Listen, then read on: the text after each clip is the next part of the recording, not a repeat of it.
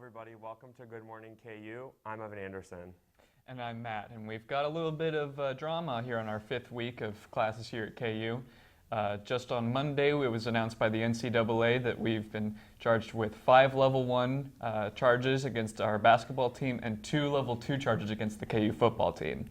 It's very unfortunate. Everyone's been talking about it around campus. I've heard a lot of people worried. Some people aren't worried.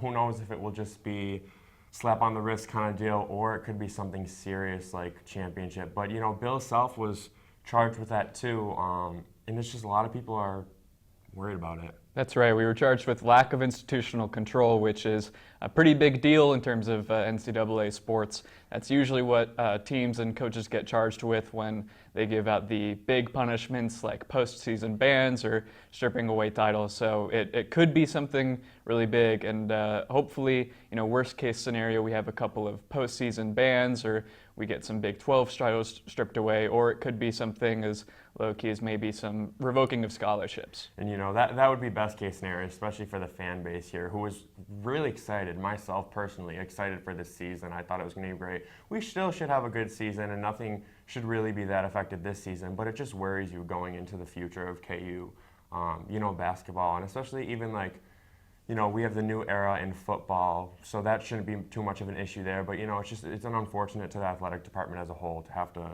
see this so early into what we thought was going to be a really good season, especially for basketball.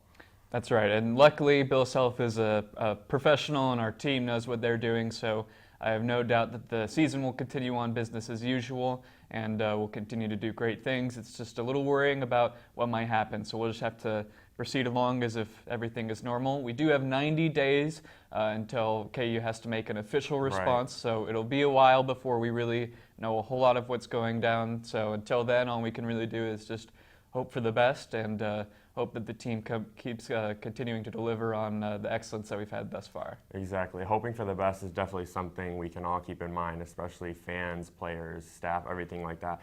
And, you know, who knows what will happen with recruits, if they will continue to look at KU, if they will continue to turn away, because, you know, who would want to go to a school that's under investigation? But, you know, we have to hope for the best, like you said, and hopefully we can get through this as painless as possible.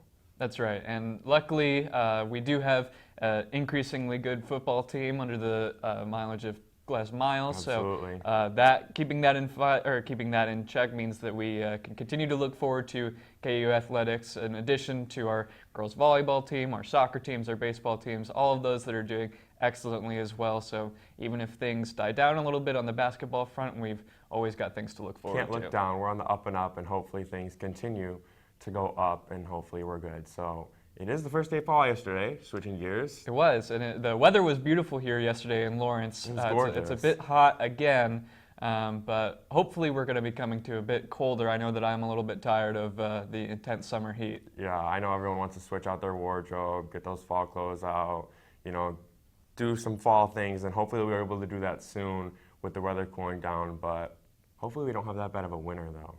That's right, and especially as the weather continues to get a little bit colder, it seems like school continues to heat up. I know that my classes are getting a little bit more intense now that we're a little bit further into the semester, so hopefully everybody's classes are going well, and we're looking forward to the end of the semester. Yeah, well, keep your eyes on the prize. Fall break is just a few weeks away, but I think that's all we have today. We're going to have the KU Symphony Orchestra director up next, and then we'll have some news after the break, so stay with us. We'll be right back with that. I'm Evan. And I'm Matt.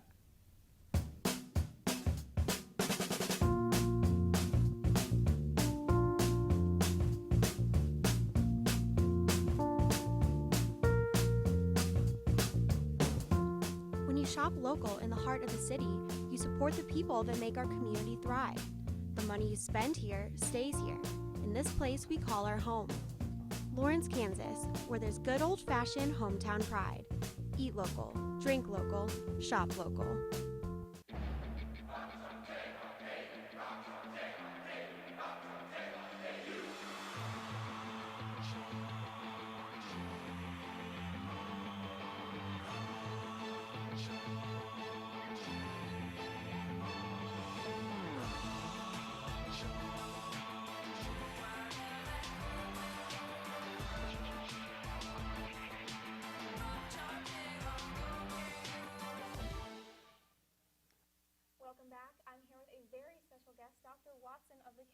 Symphony, correct? Thank you so much for joining us. My pleasure. So you guys have a really cool event coming up with a very special soloist. Can you tell me more about it? Sure, I'd be delighted to. So the program that we've got coming up on Thursday this week is a work sponsored by the concert, I should say, sponsored by the Lead Center, which is where the orchestra performs. And we have a wonderful soloist joining us. His name is Juan Miguel Hernandez, and he's playing the viola.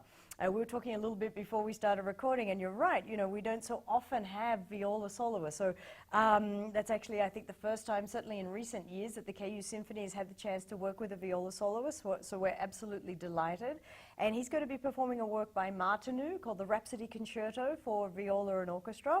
Also on the program is going to be Schumann's Third Symphony, known as the Rhenish, inspired by a visit to the Rhineland in Germany, and we open with Dvorak's Carnival Overture, which is basically, like it says, pretty much one big party. That sounds amazing. A lot of really cool songs you've got going on there.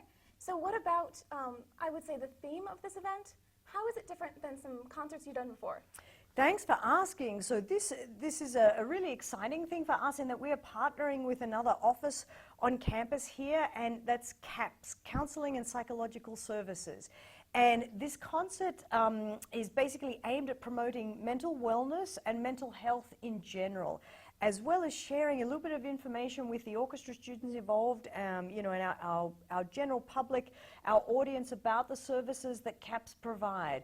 Two of the composers, Schumann and Martinu, had really public and quite well-known battles with mental health issues. Schumann most famously threw himself into the Rhine River in an attempt to kill himself. Very fortunately, he was unsuccessful. He was actually rescued. However, he lived out his days in what was then in the 19th century an asylum.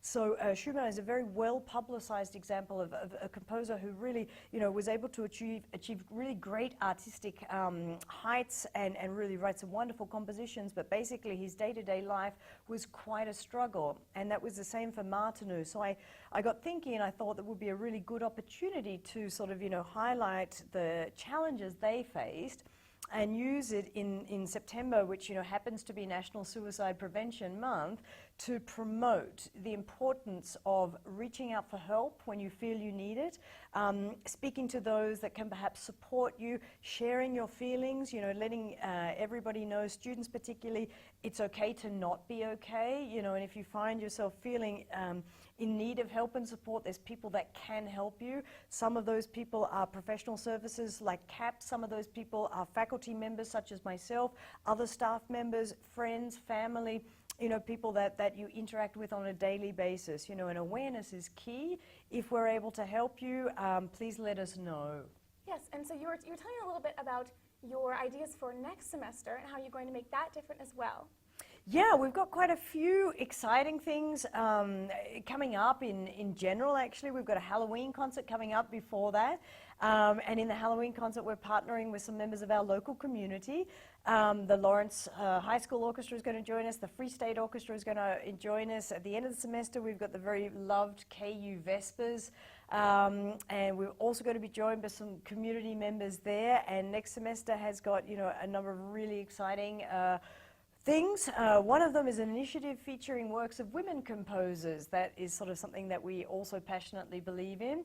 So we're one of two collegiate orchestras in the nation to have been awarded a performance grant by the Women's Philharmonic Advocacy, and that is going towards the costs associated with renting music by female composers. So next semester we'll have works by 4 female composers on the program. Wow. Yeah. So what kind of work goes into planning an event of this scale? Quite a lot, actually. So reaching out, first of all, to people and, you know, in the CAPS office. I mean, it was an idea I had. I wasn't quite sure whether it was something that they would be interested in. So first of all, seeing whether people are interested in partnering. And then, of course, getting the dialogue open as to what they feel would be important, how best to present the information that they've got, share that with students, the things that we can do. And basically putting together a sequence of events to really make it a very meaningful collaboration all round. Yes, so can you tell me a little bit more about your soloist and how he's different from soloists you had in the past? Yeah, so Juan Miguel is a really wonderful, outstanding viola soloist. He was for a long time a member of the Harlem Quartet.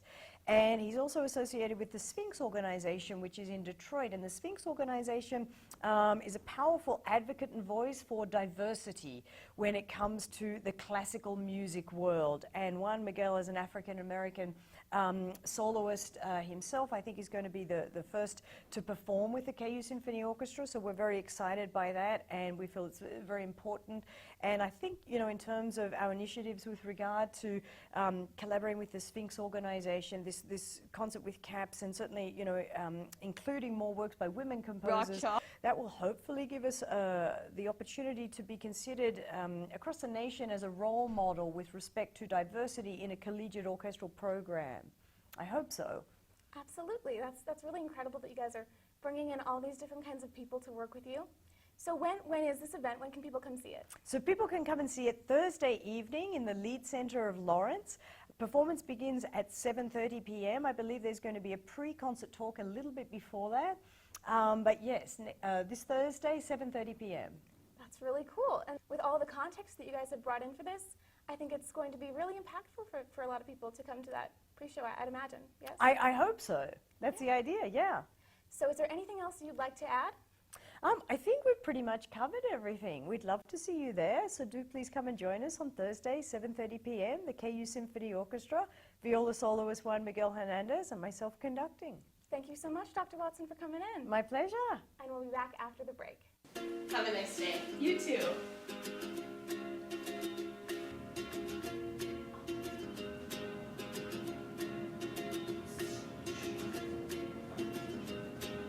Have a great day. Thanks. You too.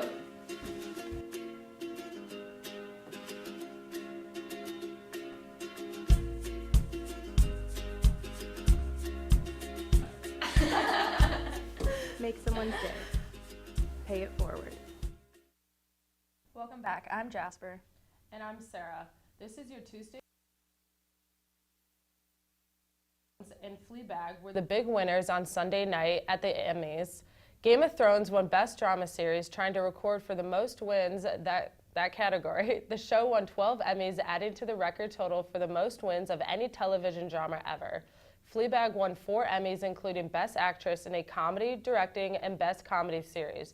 Billy Porter also made history by becoming the first openly gay black actor to win Best Actor in the drama for his work on Pose. Masses of people took to the streets all around the world this weekend to participate in the week-long global climate strike. A smaller group of protesters showed up locally for the strike at Wesco Beach to join in the effort to get legislators to take action on climate change. Globally, protesters took to the streets in huge numbers, especially in Berlin, Melbourne, and London. The strike will continue until Friday, September 27th. KU has finally received the official notice of the allegations from the NCAA. The university's athletics program has been charged with a lack of institutional control, including a charge that Bill Self violated his responsibility in the overall program. In total, there are 5 Level 1 violations and 2 Level 2 violations. The KU officials have 90 days to respond to the charges. As the fallout begins, Coach Self announced on Friday that freshman guard Isaac McBride has withdrawn from the basketball program. McBride was a 3-star recruit and the #1 player from the state of Arkansas. Self expressed his disappointment with the decision and wished McBride the best. Coach Self also announced that former KU basketball player Perry Eilis is returning to KU to complete his undergraduate degree and join the basketball staff. Ellis will work towards his sports management degree and join the team as video coordinator. The football team lost its conference opener on Saturday against West Virginia 29-24. The home game drew in the biggest crowd of the season, and Coach Miles was pleased with the turnout.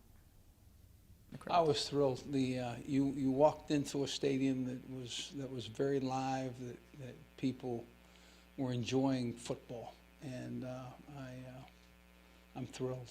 I'm thrilled with now. All we're going to do is win a couple more games in a row, and do some things that we should enjoy doing.